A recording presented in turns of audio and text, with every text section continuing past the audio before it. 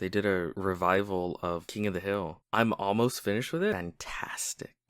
Hank and Peggy are back, but it's about them coming back to America and realizing like the world has kind of moved on around them, and like silly things like what's in all gender bathroom and stupid stuff like that. I saw that. Are we all genders?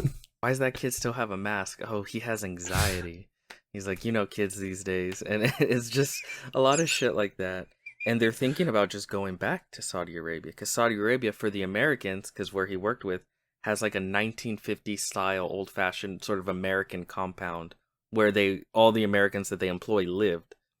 So they were very happy, and they're like, is this even like America anymore? Like, it's so different to us. They just start talking to, those Girl Scouts that sell cookies out front. They start off kind of like, what? Is it gluten-free? Is it going to cost $200? Like, all this. Kind of like sassing the kids. And they're like, well, no, the little girls are like, nope, it's regular cookies. They start sort of warming up to them.